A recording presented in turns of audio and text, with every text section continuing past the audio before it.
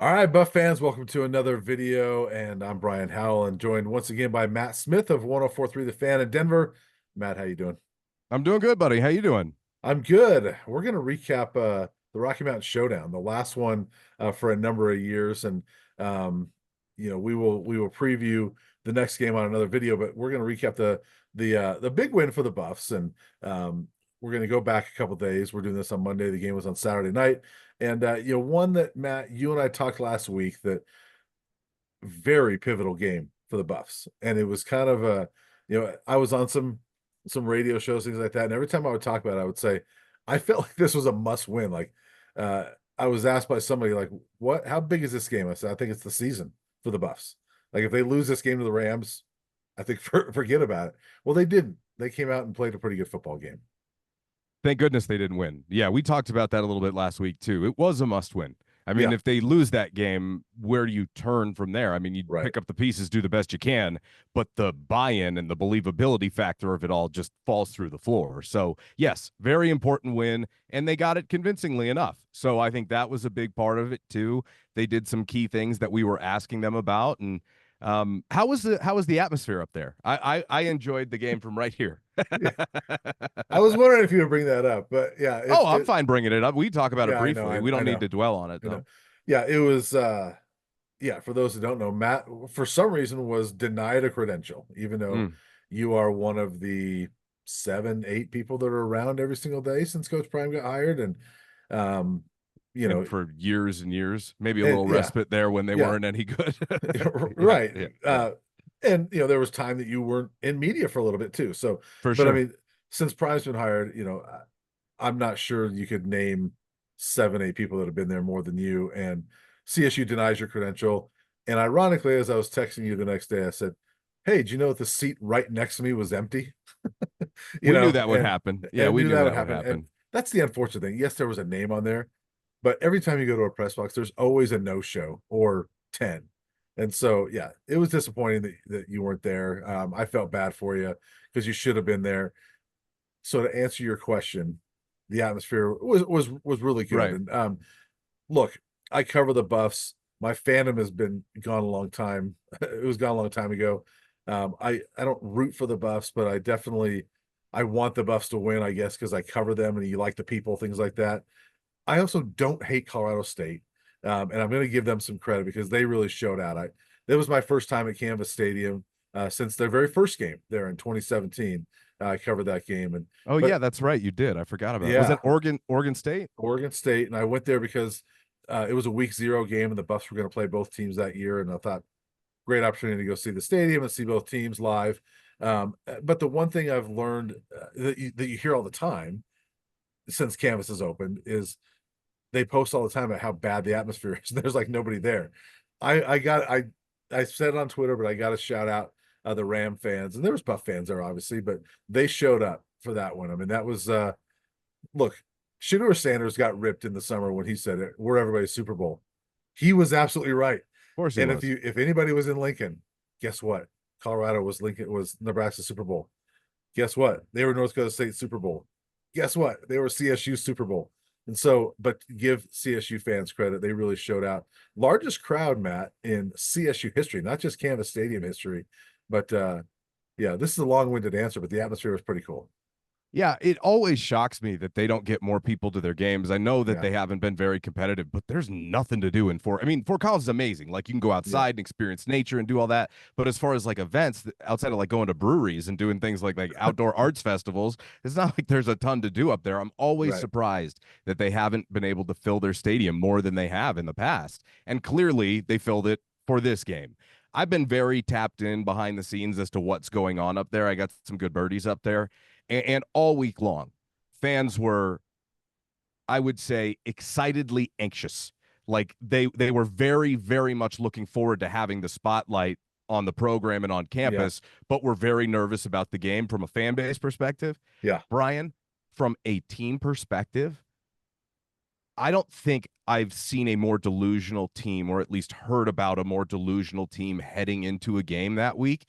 The way they were talking behind the scenes was crazy. Yeah. I mean, they're calling Travis Hunter overrated and thinking Torrey Horton's going to destroy him, even though, by the way, Horton didn't practice until Friday. They started inching him into teamwork on Friday. He didn't Yeah. run all week long. Yeah. After seeing him play, they shouldn't have played him. Now he's out this next week, by the way. And Yeah. Jay Norvell today said he regrets playing him. But yeah, so I'm with you. Like the atmosphere, I was really looking forward to seeing. Well, This real game, quick, do you know why yeah, they played him? why Because he that probably was begged them. CSU Super Bowl. Well, of course, yeah, of course. Well, yes, Right. exactly, because he begged them. It's his last Rocky Mountain Right. Showdown, Right. and Yeah. that would have been a tough call to make. But either way, I mean, you saw the way that he was moving out there. I'm surprised Right. as a coach he gave the go ahead for it. They thought the players were saying they were going to blow CU out of the water. All that they were being pumped into their heads all week long was disrespect. They disrespect. They disrespect. You go and watch those well-off media videos. That didn't happen at CU up until that video got posted by Romy, which golf clap for Romy for sitting Yeah. on that and then posting it the week of the Rocky Mountain Showdown. That was genius. Oh, that ticks off CSU, by the way. Oh yeah, well, I already pissed them off this week too, Right. so they can go cry in their pie for all I care. They I don't were mind. I they don't were mind not CSU. Yeah, of happy. course they weren't. Of course they weren't. But But they said it. They shouldn't be happy that they said it. Yeah. Just the same as Jay Norvell shouldn't have been happy that his Right. wife called Shaduer what she called him online, and his Right. son said Travis was soft for the Blackburn hit. Right. You said it. It wasn't Right. like, and I had people being like, oh, it's similar to what happened with Keeler. No, it's not. It's not even remotely the same. It's not Yeah. even remotely the same. Right. So I laugh because that's who they are, right? Yeah. That is the little brother syndrome of CSU. That has always been who it is, no matter what coach has been there. That's just CSU. And that's why there's this, for people who aren't from here and people who watch, that's why there is a big brother, little brother dynamic, because they always want what CU has. And typically, and I heard Joel Klatt say this, and I don't want to come off a certain way, but it is true. Like, a lot of the reason I think for going to Colorado State, unless you're looking for their equestrian program or one of their specified programs, you couldn't get into CU. A lot of people, that is the case. And so I think there's always that, you're better than us mentality, and they always want to beat it down. Jay Norvell did not prepare his team for this game, and it was very obvious by the way that they played. First quarter, I thought they actually hung in there, Brian. They did. Yeah. I mean, CU's offense really struggled to get out of the gates again up until the point where they just changed everything. And we can get into the game, but yeah, for the atmosphere, this game actually means a lot to me. I was bummed I wasn't going to be able to go. And look, I'm fine. Just so everybody out there knows, we're all good. No problems on my end. It was no big deal. I'll be there for Baylor. It is what it is. That's CSU's call. Anyway, but I was bummed I wasn't going to be there because it was the first one in Fort Collins since '96. So I was interested to see what that would be like, and for the bounce back that we needed to see from this Colorado team. And we did. We did. For week 3, we can move on to week 4 successfully. Yeah. Unfortunately, I think, and we'll get into it, my overall theme is I don't know how much to really take out of this other than they got the job done. They built on some of the things they needed to build on. You can't control your quality of opponent that you're going to play. But I think it's very obvious that CSU team is the worst team on CU's schedule, and it's not remotely close. North Dakota State beats those guys by double digits. Yeah. Yes, I agree with you. I will say I think there's several things to take out of it. But going back real quick. That's just my overall. That's my yeah. overall overarching take. But going back real quick, I know CSU was upset with like the way CBS and Romy in particular handled it because she didn't do the interview and they waited on it until this week. But I agree with you. I don't care if they said it in January, in August, or 2 days before the game. They still said it and they meant it. Braden Fallon, Nicolosi, and Torrey Horton meant what they said. And guess what? Had it been released in August when it was said, CU would have held it and still played it in front of the team this week and still used it as that motivation. And so they're probably luckier, Brian, that they didn't release it earlier because it would have been a bigger buildup to this moment. And instead it was just like storylines this week. They should probably be thanking CBS because honestly, I've never seen, like, here's a great example, and this is a deep cut for Buffs fans. You and I were covering a basketball game, gotta be 2016, okay? I think it's 2016. It's Xavier Johnson in the hallway of McHale Stadium. he said something. He was like, "Oh, we should have beaten those guys. We had Yeah. something to that effect." Remember? Yeah. And it Well, that was a was like game that 2014, 15, something like that. Yeah. something like that, and it Yeah. wasn't even remotely competitive. And I remember Yeah. looking at you, and you kind of looked at me, and I was like, "Well, I'm not going to put that out there because that's crazy." But Yeah. it got out there, obviously, because Yeah. he said it, and Yeah. so it's like, "Hey, look, if you say it," but that was the last time I remember hearing such a delusional comment just based upon where they were at that time. Was that post Spencer's injury? That might have been. Yeah. So And anyway, do you remember what happened when Arizona came to Boulder later that year? oh, it was game day. That's Yeah. what it was. And That's what it Arizona was. absolutely destroyed them. Destroyed them. That's Yeah. what it was, Brian. Yes, it was before game day, and I remember Yeah. thinking, X, what are you So doing? What I are you believe doing? it Yeah. was Spencer's year, or it was the year after that, but it was Because game day came at the end of that year, because that was Aaron Gordon, Nick Johnson, and anyway, we got down yeah, there yeah, yeah, on a yeah, yeah. tangent there. The point Yeah. was Yeah. that's as delusional as I've heard college athletes speak before a game, full well understanding, or at least should have understood that they Yeah. were at a disadvantage. That was crazy. That was crazy to me. Yeah. Well, and look, some of the things they said were right. I mean, they should have beat the Buffs in some way. You could argue Oh, they should that's have beat them true. last year, you know. Yeah, they And should so murdered them. I don't know about, but right. should they have won that football game? Yeah. Yeah. Yeah. If all he said is we should have won that game last year, I That's don't no think big deal. anybody would have Yeah. really had a problem with it. Yeah. When you say murdered and you bring up the Instagram thing, all that stuff. And one last thing before we move off of that, there's been a lot of attention on, Shadur not shaking hands with BFN. Well, I'm just gonna say this. Doug Gottlieb puts it out there as classless, all this stuff. Everybody puts it out there. You watch that whole video. Shadur Sanders is shaking hands with everybody else that he comes across in CSU uniform. He's giving them hugs, things like that. I have zero issue with him not wanting to shake the hand of the kid who directly took shots at his program and what they're all about. And I who have no else? problem with that. And And him him. and his Right. family. Right. That was directly what Fowler Nicolosi was doing when he Right. was talking about the Instagram followers. Who you think you are, kid? Dan Lanning? Right. Like it was crazy. And yeah, zero issue. You're Yeah. talking smack now. Now look, I will say this though. There's a moment where the Sanders family, and I really do appreciate this about them, because there's a lot of people who would just like in that moment just shake the hand and move on, not say anything, whatever, you're Yeah. not worth my time. They keep receipts. They keep Yeah. receipts. And if you open your mouth and talk that recklessly, which that's what that was Yeah. pure recklessness, Right. then I have no problem with him calling him out. And honestly, did anybody hear what Fowler Nicolosi's reaction was to that and what he called Shadur? Like everybody's just saying Shadur didn't take his hand. Braden Fowler Nicolosi MF'd him.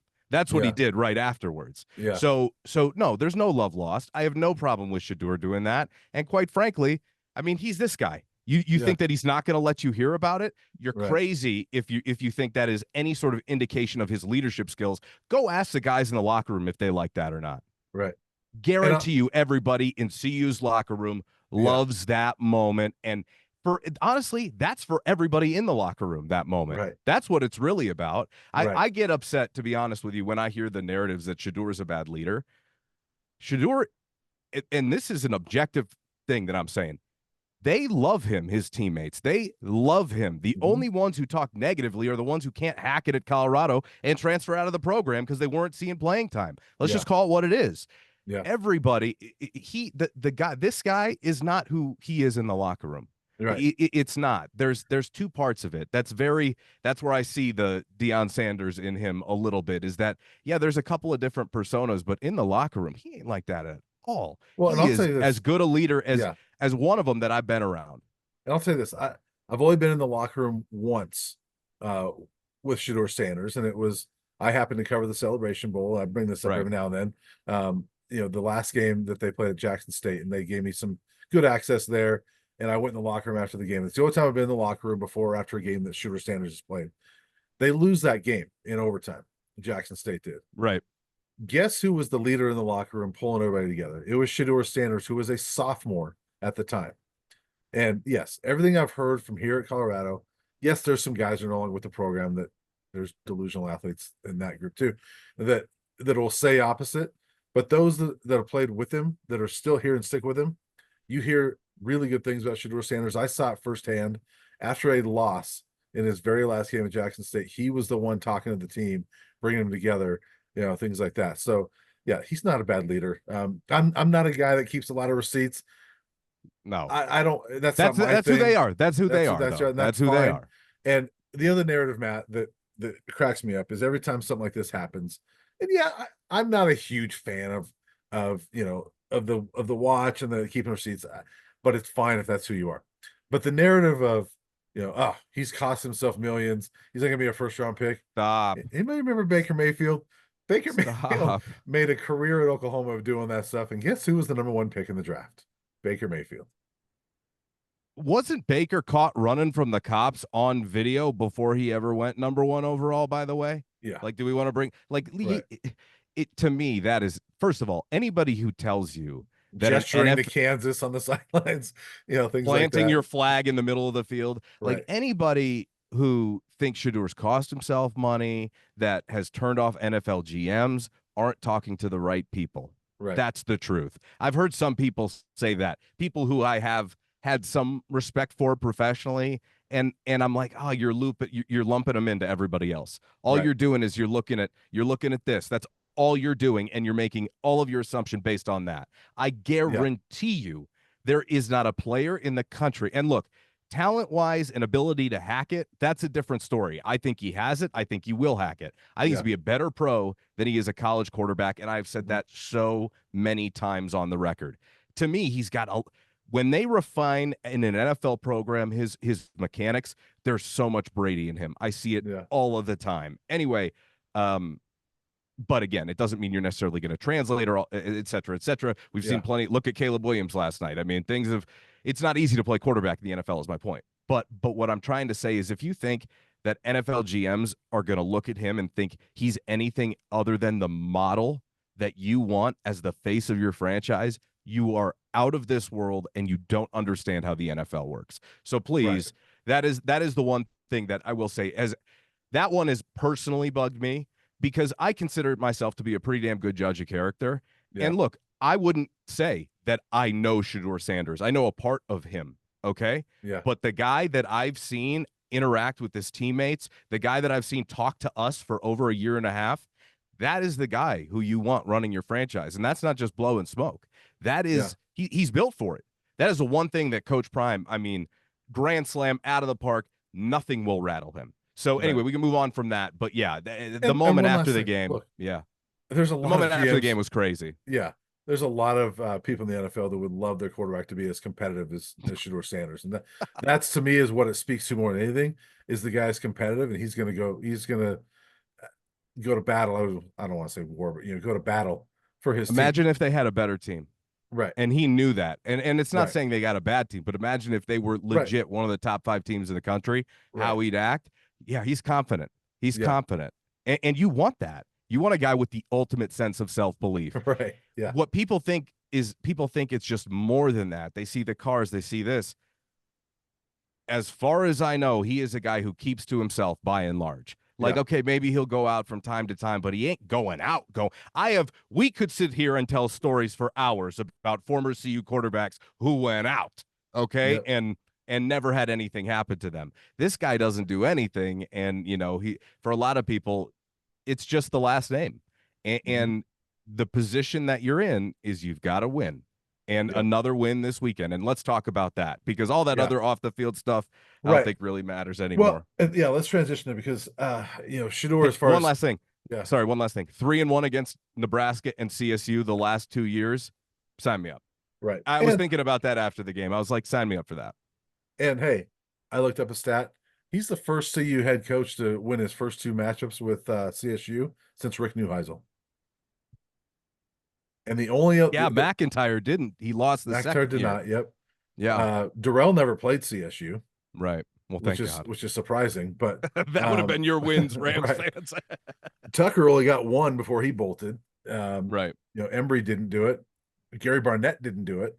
And so the only 3 head coaches now, granted, the series CSU was better with Barnett. Yeah. Yeah, but I mean, the series was dormant for a long time, and they didn't even play at all in the 60s and 70s. But since World War II, the only 3 coaches that have started 2-0 against CSU, Bill McCartney, Rick Neuheisel, and Deion Sanders. So great stat. So yeah, I Loved love it. it. So as far as competitiveness, right? And this game, the run game, we got to start there because that's what we talked so much about last week, that it And the needed to week get before, going, and the week and the before week before, that, and the week and the before year that. before that. Yeah, yeah. So it, and I wrote this the other day, but like, it's not like we're not going to confuse them with the Darian Hagen, Eric Bieniemy, buffs and those great run teams.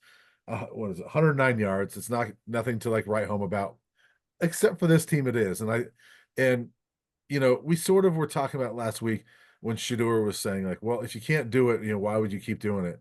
And I didn't really like that. It's like, come on, you got to understand there's a run game. I loved his answer after the game the other day when somebody asked him, Shaduer, what'd you think of getting that run game going? He got a big smile. He goes, I loved it. I love seeing those guys get going. And he understands. That was such a big key to that game. Was and again, 19 carries, 49 passes. They're still very pass heavy, but getting Micah Welch going, getting Isaiah Augustave going. I'm gonna be honest with you, Matt. I'm stunned that they actually did a lot of the things we talked about by moving away from Charlie, and going with some different guys and actually committing to a run game. Now, some people will say 19 carries is not totally committing. They committed to a run game. And I'm a little bit stunned that they did that. Desperate times call for desperate measures. And it Yeah. was clear, as we spoke about last week, that it wasn't working status quo. There had to be adjustments. It wasn't just like, hey, they started to run the ball more. No, Yeah. they did it out of different formations and they put the tight end on the field more and they Mhm. got a little bit more pre-snap motion. Let's laud them for that. Let's laud them for making those changes because that's Yeah. important. It was essential. If you Yeah. didn't do it, you would have looked so foolish after this one. But it's like, okay, no, they can make some of those corrections. Now, is that where they need to stop? No. Like it No. needs to continually get better. But I do think it's important because I agree with you. I didn't think it was going to happen either. But it was something, and somebody texted me about one of our videos last week and I think there was something I said where after the Nebraska game, Coach Prime came into the presser and said, well, you saw the offensive, like you saw it. And I said, yeah, well, we did see it, but it's clearly not enough of a deal breaker. And talking about the pressure on Shadur and Shadur taking big hits, clearly Yeah. it's not enough of a deal breaker for you to change it. Well, they changed it. It finally became that way because you know how you do jeopardize Shadur's future and cost him millions, getting him hit and getting him hurt. Right. That's how you do it. And so, Yeah. yes, they had to change. Now, again, we can talk about how they handled the second half. I was very, very pleased with what they did in the first half. There were a couple things that I was thinking about watching the game. It's like, man, if you didn't do that, if they didn't do it, you think that they would have the same success next week against Baylor and the next week Yeah. against UCF? It would have been more of this. They would have been like, we just can't. Yeah. No, you had to have some building blocks, and they did that. I thought, okay, August Dave or Augustive? It's August Dave, right? I think so. Because Yeah. because you and Adam say it differently. You say You're August Dave and Adam says Augustive because the way I've been told that last name, it's Augustive. I just want to make sure we're saying it the right way. Well, maybe the pattern with us getting interviews with people is somebody has a nice game. We talk to him the next week And we never see him again. and we never Yeah, see him no, I again. get it. I But get there it. might be a Yeah. chance that we actually ask him this week. Maybe we get him Okay. this week. I don't Okay. know the answer, to be honest. I have no idea. I have no idea. Let's just both commit to doing the one. Let's just say you've been saying August Dave. Adam says Augustive.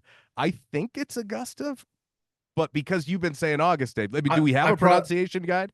I'm going to look right now. But Yeah, because look I've been right now saying while we're August talking. Dave, I'm not going to change because I won't think about it. Okay, good. All right. Well, the You point keep is talking. yes, I'm going to look it up. yeah. Okay, good. They implemented both of those guys, which I thought was very important. And clearly, I mean, you saw Michael Welch run in short yardage situations, and you just sit there and think to yourself, "What? I know that Charlie's the guy, and you want to give him that chance, but come on." And so now, they started to use Charlie at the end of the game. They mixed him in as the third back, and when Dallin Hayden comes in, you do have three. You got three now. You got Hayden. You've got Pronunciation guide says Augustive. Augustive. Yeah. Okay. So I was right. It says You were wrong. Augustive. Augustive. TUV. Yeah, Augustive. Okay, so it's Isaiah Augustive from All here right. on out. From here on out, you're I'm gonna gonna say have to, I'm gonna have to Augustave the switch, next man. one. I know you're gonna have to change. Good luck. Anyway, the point is that you've got Hayden, you've got Augustive, and you've got Micah Welch. There's Yeah. your three. There's your three. And now you move forward with those three. Maybe you bring in Charlie for some pass blocking situations because he is graded out the best and he's good at it. So, or at least good compared to the context of that room. So Yeah. I feel better about what they have moving forward. They definitely tried to run it up on them.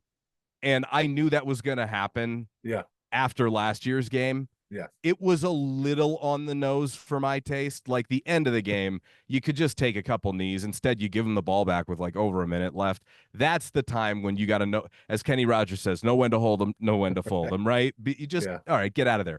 You had your chance in the first quarter. The offense just couldn't, gain traction right away. Yeah. So you missed it. 28-9, that's a very nice win. And obviously the score really probably doesn't reflect how far apart both these teams really were, much the same as Nebraska and Colorado didn't the previous week because of that late touchdown. Mm-hmm. So, by the way, what a play by Travis to stop the play before. That was like Right. shades of Cheeto Awuzie in 2016 stopping the kick return against Utah. That was unreal. Anyway, yes, important to get the win. You got it in convincing fashion, and the running game good enough to get some traction. It was a little confusing to me though. Welch was what, 7 of 50 in the first half? And in the second half, he got 2 carries. 2 carries. Yeah. He should have had way more than that in the second half, And in my opinion. one was sort of a garbage time carry. Yeah. He had a 13-yard run late in the game. Maybe they tried to lean on him early when he got traction, and then Augusta in the second half, because it was Isaiah who got most of the second half carries and looked good up until he fumbled, which is, I think, why he wasn't playing in the first place, because he did have some ball security issues in camp. But I hope that doesn't discourage them from not using him. I mean, just help. And I think it's for him situations that, at least the times the well-off media video that I saw and the other night, just get 2 hands on that puppy. You know what I mean? And I think you could be okay because he's a really good downhill runner and they need a big back, and he's that. Well, and I think the biggest thing to me about the run game is, we talked about it last week. I didn't feel like they were going to need it to beat the Rams.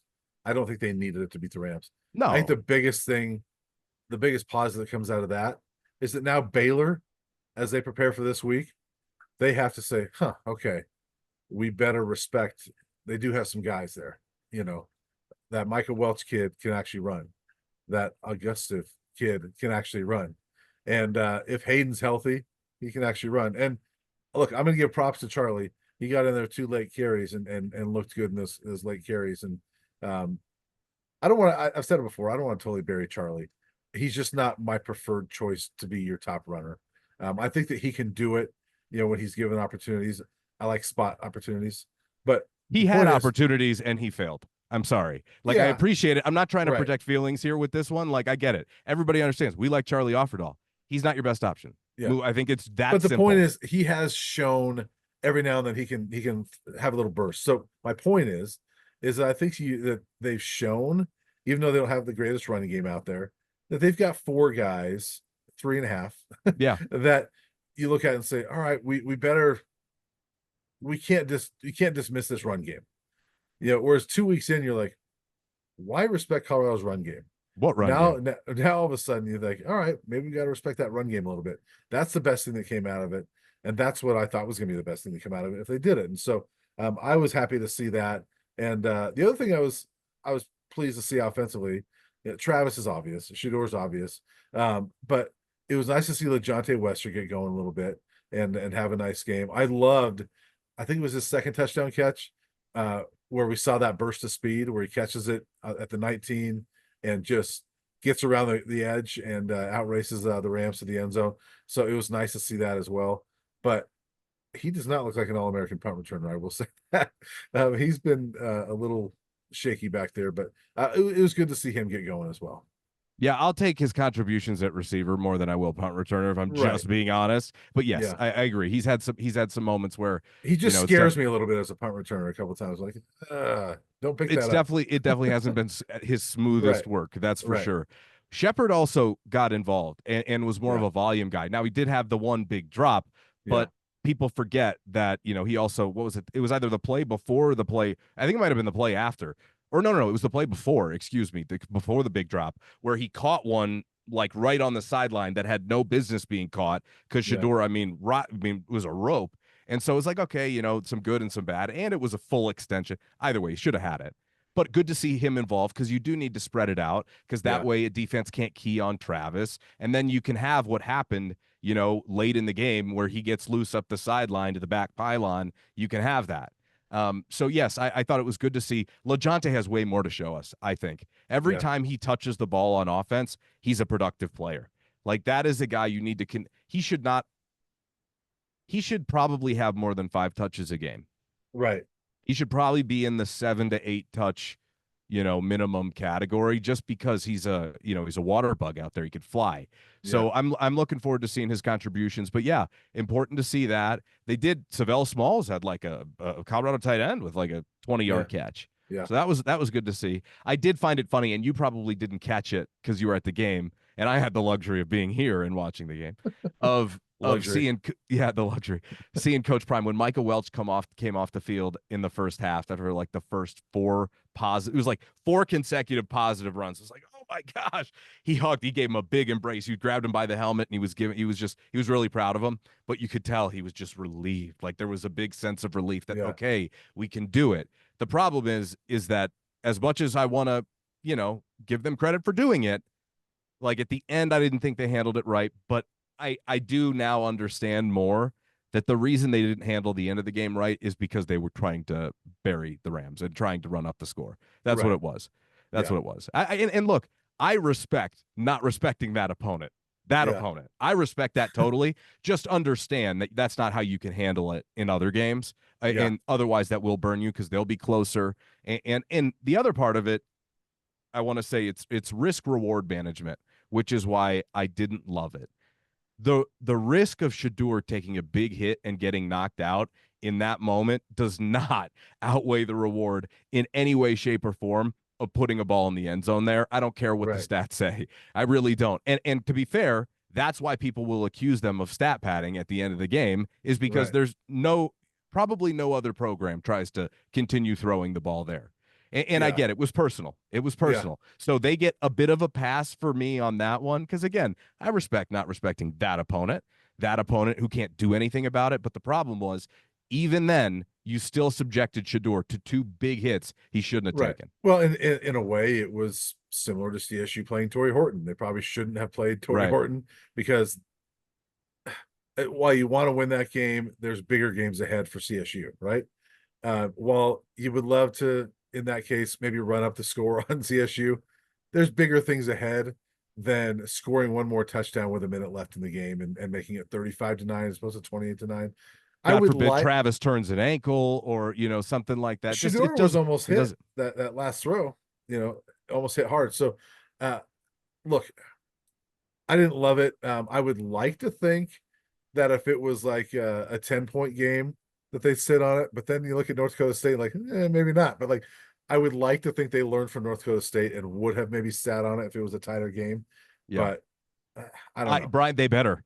In conference play, don't play like that. You do not play like that. It can burn you way too quickly. And God forbid he gets hurt, then your season's done. Right. And then you're done. And then that extra touchdown, you'll never remember that in 20 years. I mean, you'll remember 28-9 as much as you will 34, 35-9. Right. So anyway, that was my only big problem. There was the 9th drive, the last drive of the 3rd quarter, where all you had to do was run the ball and get to the 4th, and they got off 2 plays in like 20 seconds. That was mind-numbing to me. That was like, okay, even if you're trying to run it up, just be smarter. Like there's got to be better game management of are we going to sacrifice the battle to win the war sometimes? And for this team, and this is something that I said the other night, and for this team, I don't know how many more times, and this is not a shot. I just want to clarify, not a shot. I do not know how many more times they're going to have big leads the rest of the year. I just don't. I hope it's a bunch. I hope they have to deal with this situation a lot. I just don't know how much it is. And you got to be way smarter about it. So learn from it. Again, something we talked about, last week. You had to learn from a loss. Well, now you get a great opportunity to learn from a win, which is always the position that you want to be in as a coach. Yeah. One last thing. I mean, we haven't talked really defense, but we need to. No, we got to talk about it. Colorado has the defensive player of the week in the Big 12, Travis Hunter. I will say, I think I'm not. Who won offensive player of the week? Bowman from Oklahoma State? No, it was Harvey, the UCF running back. Okay. He had a huge game against TCU, but I will say I think Travis won that game in part because of his all around. the offense had helped him in that one. Not that he wasn't great on defense, but certainly when I was voting, because Travis wasn't, just so people know, on the voting, Travis was not an option for offensive player of the week. Because each team could nominate one.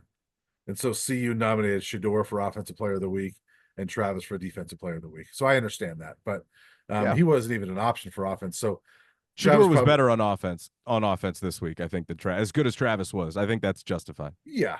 And so, but my point is, I think Travis, he deserved it, but I think he got it in part because of his offense. I would even argue there were guys on defense that were maybe even slightly better than Travis the other night, although he was pretty good. But that's how much I love the defensive effort the other night. I thought Dayon Hayes finally got loose a little bit and had a couple sacks. Nikai Hill-Green is an absolute monster, in my opinion, and a hard hitter.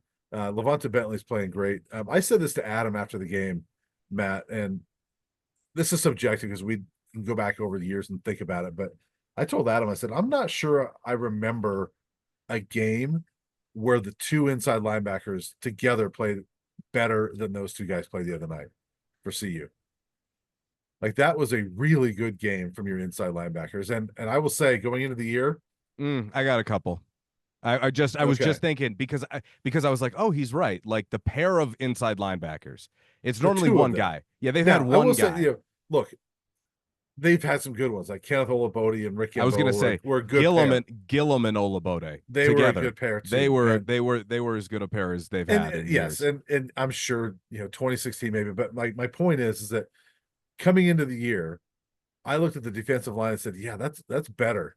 The second year, I think that's better and deeper. The middle linebackers, the inside linebackers, that might be the weak link of the defense. Not that I thought they were weak, but I thought that would be the weaker area. Those two guys, and all respect to Trevor Woods, but I love Nikai Hill-Green next to Levante Bentley all day, every day. And I thought those two are phenomenal the other night. Yeah, I think I shouted them out the other night too, by the way. They fit well together. And I think the rotation of having Trevor in those dime packages is pretty solid. Like it works for them. It's kind of why I asked Trevor back in the spring, did you ever think about leaving? Because I knew at some point, like, whatever. Anyway, I love Trevor. It was just more like for opportunity. I thought eventually they wanted to replace him. That can't be, as a Power 4 program, your long-term option. And that's nothing against Trevor Woods. They moved him out of his position. Like they moved him out of his natural position. I thought there might have been a thought for him, like, hey, I could see the writing on the wall. But credit to Trevor, man. He is. You want to talk about another leader? That is another leader in that locker room. Yes, Hill-Green struggled to start, got swallowed up a couple of times, and then came on as the game went along. And that's just another rush stopping linebacker, which we were looking for that all last year. When Juju Mitchell came on and played well, like right at the outset. Well, Bentley wasn't playing well at that time. It wasn't until Mitchell went out that Bentley started playing well last year. So they never had two guys going at once. That would be a big step forward. We met Hill-Green this week. I hadn't met him. Or, well, you might have talked. I did a Zoom with him when he first committed. Yeah, this was the first time I met him. What a great young man that is. I mean, that is like the textbook player that you want to bring in. Smart, great head on his shoulders, has seen a lot, has the big program experience having been to Michigan, and then also knows what it's like to go grind at Charlotte. So that is a textbook case of what you're trying to get out of the portal right there. Yeah. At least in my opinion. So yeah, I think it was good. Definitely, they will be tested more. They will be. When Marshall was in there, they struggled a little bit. I will say that Justin Marshall CSU he's going to be a player. Oh, he's legit. Yeah. I knew he was going to get his yards because I love good running backs. I think he's a really good running back. And my point is you're going to see a lot more of the Marshalls as opposed to the other guys that they put in after him later in the year. They're about to see about 4 or 5 running backs that are better than Marshall over the next 9 weeks. So right. Yeah. That's kind of my point. And Marshall did well. So like, this is part of why I said earlier, how much do I want to take out of this game, or do I kind of want to isolate it to the benefits, not the benefits, the evolution of their process, which I think is really more about what it was. And again, just keep the confidence. But there's a reason why you're not going to see a bunch of national people, at least national media, jumping back on the bandwagon, because you're going to have to beat somebody that's good, right? And look, I'm not saying that that it wasn't a good win or you don't want to loud it. But this is what I have in the back of my mind. Right. It's just I know what's coming. Much the same as I knew what was coming after the CSU game last year, which is Mhm. why we were uneasy. That do you remember the CSU game last year? Like it was obviously very emotional, double overtime win, but them taking CU to double overtime was a red flag in the first place, at least Yeah, for a yeah. lot of Right. us. Right. And then I remembered the way they came in afterwards, where like I remember Shiloh and Shadur, they were like, it was a little bit of the chest pounding, which again, celebrate after win. I'm not hating on that. Yeah. But it was to a level where it was like, okay, it was just CSU after all. They were much better tempered, I felt like, after this game. And moving forward, they know after experiencing last year that the Yeah. real tests are coming. So Yeah. really important, and I don't want to diminish what they did. I just want to make sure I'm being very Right. clear. I'm not Yeah. diminishing what they did, but for me, I'm just explaining my opinion. In the back of my mind, I go, gosh, okay, I know what they did will work to beat CSU because primarily it was through the air and Shadur shredding them. So is it gonna continue? Is kind of where I'm at, and we won't have those answers until those games are played.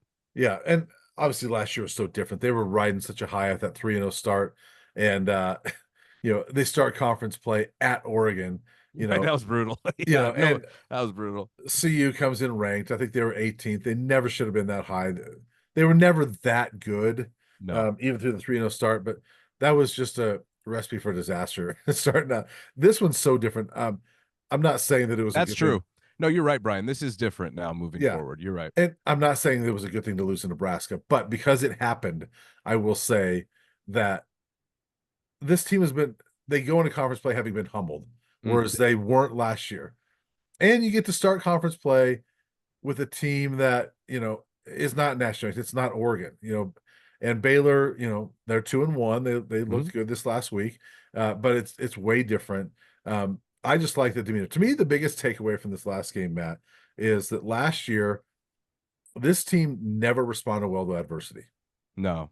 Okay. They did. I think they Early. Early, I thought they did. And then well, it but I mean, then even it all like, fell off. but But even when even they, TCU, it was like you score, I score, you I score, mean, I score. coming from a loss. So like Okay. they did bounce back. Was it right after Oregon they beat ASU? But even then, that's After SC, they played SC the next week, and then okay. they Yeah, played that's right. ASU. So I mean, they sort of made it a close game against USC, but then they beat ASU, and that was the game that Coach Prime was like, you know, uh, we played like hot garbage. So Right. they didn't even he didn't even like how they played in their win. And then, they Oh, they lose to could have Stanford. lost to ASU that Yeah, day. that's my point. Yeah. It's like Yeah. they never really responded well to adversity. And then the losing streak they never recovered from. My biggest takeaway from this one was that they responded well. And yeah, maybe you want to beat CSU more, maybe you want more than 28 points on the board. But after being humbled at Nebraska, and you have more than half the country questioning you as a program, and there was a lot of people that bandwagon opened up a lot of spots last week, Matt, because there Oh were a yeah, lot of of people that course. jumped off the bandwagon, and there were a lot of people. I'm done with Coach Prime, all this, And yes, I know they still haven't beaten a good team.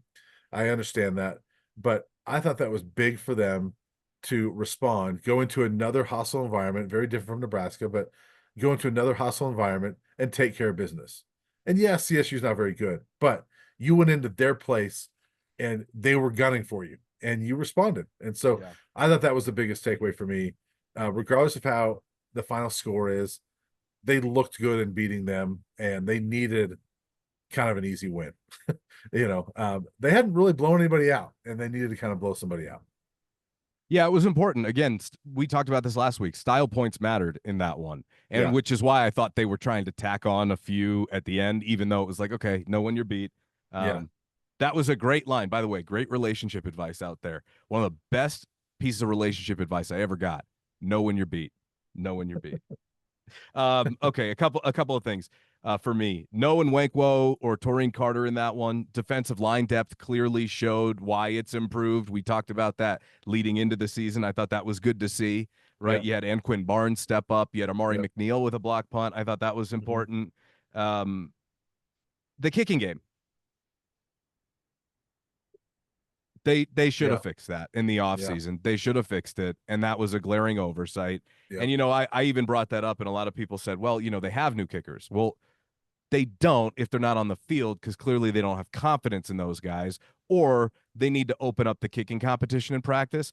Yeah. I think Alejandro Mata is a fantastic young man, comes from amazing parents. I have nothing against him. He has not earned the right to have a stranglehold on that job. If there is Right. somebody else kicking better than him in practice, it should be an open kicking competition. We've seen it so many different times at CU where they've rotated kickers even during the game because they haven't felt comfortable with it until you kind of throw something at the wall Yeah. to see what sticks. I'm sorry, but moving forward, that is going to be so important. Like Yeah. against CSU, okay, you miss, whatever.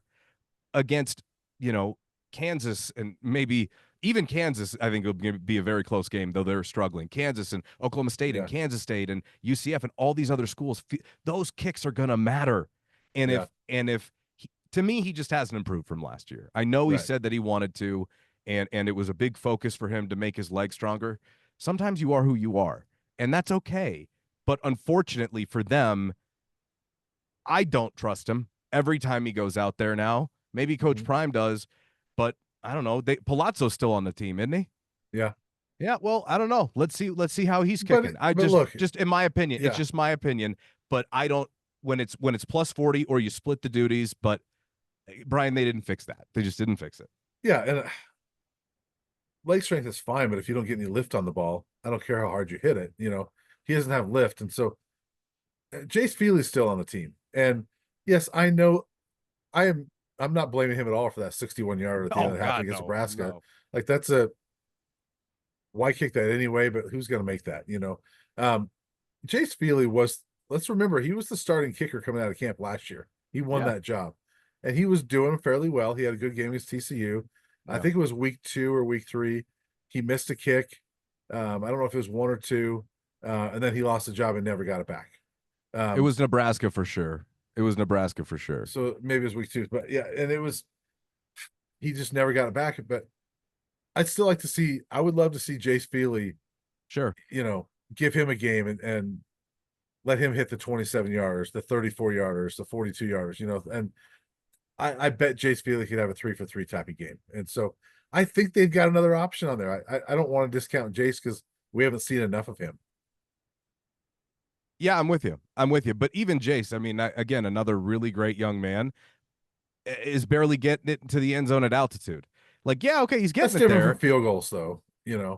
No, I get that. But my point is that you see a lot of places that just have one guy do both those things. Yeah, The I point know. is that could Yeah, have been and I'll just say this. We saw Mason Crosby. Nobody, I mean, we've seen some really good kickers here, yeah, okay? yeah, Colorado should be recruiting the best kickers in the country every single year. The fact that as a program they have failed to that degree where they're not going after the best guys is crazy. Who doesn't want to come here to kick at altitude? yeah. That's insane. So, yes, always something that's bugged me. But yes, look, I like Mata. It's nothing against Mata. And if Mata wins the competition in camp, practice, fine, fine. But I struggle to think if he's your only option, you really failed. Like, not Yeah. only did you fail to bring in somebody that could even give him a run for his money, but you really failed if he's your only option based upon what you're seeing in practice. A couple other things that I had. Pass rush is a little concerning to me. Where are you at there? I was more encouraged this last week. Deion Hayes stepped up and Yeah, he was that the only 2 sacks?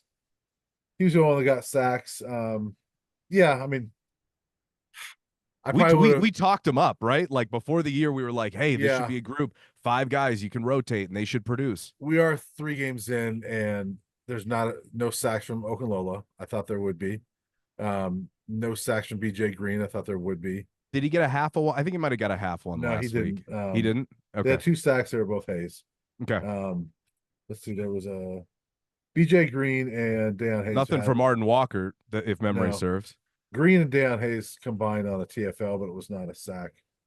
Um, I thought we would see them get to yeah, Nicolosi a little bit better than they did. Now, I thought Fowler Nicolosi did a better job scrambling, but Brian, it's going to be a problem. It's going to yeah, be a problem coming up. That was one thing where I go, how much do I take away? Well, one of my takeaways is that they ain't there yet with that group. They right. got to keep pushing those guys because that's CSU's offensive line, and they couldn't beat a lot of those guys. Yeah. it's going to be a problem. Like they moved him around. Now I give him credit. They did move him. They got interior pressure. He was forced to break the pocket, Yeah. but you're going to find much more athletic quarterbacks. You know what I mean? Like it's going to get price of poker goes up. That was a, it's just one thing that I thought maybe would be a little bit better, similar to the offensive line, at least early than it has been so far. Yeah. Offensive line, you want to talk about those changes with Philip Houston? Yeah. Real quick. Yeah. I mean, Philip Houston, I thought he did okay. He had three penalties though. And you'd like to not have that, but it's his first game, Yeah. and the first game as a Buff, and so you'd like to think that's going to get polished up. But hey, you make the changes, and Shaduer didn't really get sacked. I know there's one, but even the one sack that he had was a Oh, play he gave himself up. He wasn't hit. no. So you like that. I think he was only hit 2 or 3 times all game. And on that one, just literally throw it out of bounds. You're outside the tackle box. Just Yeah, he literally should just have get just rid done of it. that. But Yeah. because it was near the sideline, he kind of gave himself up. But I thought the line did fine. That's look that's one of the crazy things I heard last week was that CSU thought they could just get to Shador all night long. It's like, come on, they had CSU. I think it hit the quarterback twice in the first 2 weeks combined, and they had one sack, and it was against Quinn Ewers, but that play was kind of a weird play. They got to him, but they only hit the quarterback a couple times against UNC. I was not worried about that at all last week, and so I think the fact that they protected Shador is nice, but I also think that's a really bad defensive line from CSU. That there's going to be more coming up. There's bigger tests coming up. Yeah, there are bigger tests coming up. One other thing I think offensively, they got to their like it was I think it was the fourth drive in. They were just taking too long. Shador was holding onto the ball too long. He was good the other night. That was far from the best game I've seen him play. There were Yeah, moments where he was really good, but he right, can get better too. I've got a really high standard for him, and I have no problem upholding him to that. If you right. want to be the number one quarterback in the country, that's the standard that you should be upheld to. They got to the quick game though where it's just like they tightened everything up. Remember we talked about this last week too. I'd like to see when sometimes it feels like the dam is breaking offensively to see you bring everybody in, stop stretching the boundary to that degree, at least like they were the first 2 weeks. Just Yeah, bring it in tight, operate in a phone booth, make those throws easier. A 3-step drop instead of a 5-step drop. The inside slant game. Let's see that stuff. They brought it back. And I thought that that's when they started to move the football. That's when they started to engineer those drives. Because that first scoring drive was like 12 plays, 85 yards. yeah, And the other thing is they did get aided by some bad personal foul penalties. So right. I just want to make sure when I say how much do we take out of this week, you don't puff your chest out because you beat CSU 28-9 and think that you got a lot fixed for the rest of the year. You did for Saturday night, which was very important. It's just they know more work and more tests are coming and understand that you're going to have to get better too. Like this is all that was a building block. If Yeah, you want to, the one thing that we have yet to really see consistently is a CU team year in and year out go through and have momentum at the end of the season, or at least not be like completely spent by the end of the year because it's a long season. I think 2 bye weeks will help, but you've got to have that mentality where it's like, okay, we're going to take what we did last week. Now we're going to add to it. We're yeah, not going to go back. There have been too many times we've seen CU teams like think that they have things fixed for 1 week against a lesser opponent and then get drilled the yeah, next week. Like yeah, that is in my mind. Baylor beat Air Force 31-3. They ran for 230 yards on the ground against an Air Force team that literally all they practice is against the run every day. yeah, You got to be ready for this one. So yeah, again, look, very encouraged, very happy, important step, big step. You can only control what you can control. You can only control who's on your next on your schedule. And it was important. Check the boxes this week, most of them, and now you move on. You're 2-1 and you're favored to go 3-1. So yep, you got to feel pretty good compared to where you came out of the week before. yeah. Well, hey, that's a good way to sum it up. Let's move on, and we're gonna wrap this thing up, and we'll be back to chat about Baylor. So, Matt, we'll see you in a little bit.